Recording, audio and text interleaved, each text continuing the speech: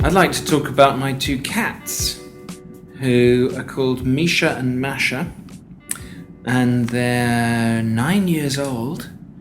And because I work for the British Council and have worked in lots of different parts of the world, they're quite international cats. So they were born in St. Petersburg, Russia, around the dawn of the millennium, in the middle of the winter. And St. Petersburg winters are very, very cold, so it was kind of minus 30 degrees. And some friends of mine found these two tiny little kittens in the snow and brought them in, and then sent an email around the office saying, who can look after these two cats? And my wife and I already had two cats at the time from Indonesia. And we thought, have we got room? Can we adopt these two new cats? And then when we saw them, they were just so cute that we couldn't say no. So we brought them home.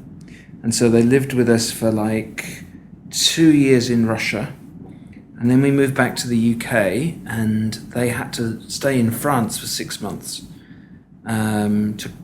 just to check that they didn't have rabies before they were allowed into the UK. And then they lived with us in Cambridge, and we had a cat flap, so they used to wander about. And when it came to leave the UK, we discovered that they'd in fact had about 5 or 6 different homes and had made friends with all kinds of people along the street, and used to go and get fed and get stroked and cuddled by all of our neighbours.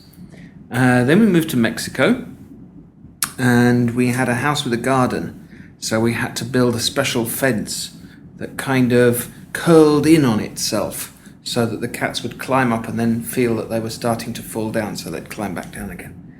And then we moved to Guangzhou this time last year, so now they're flat cats.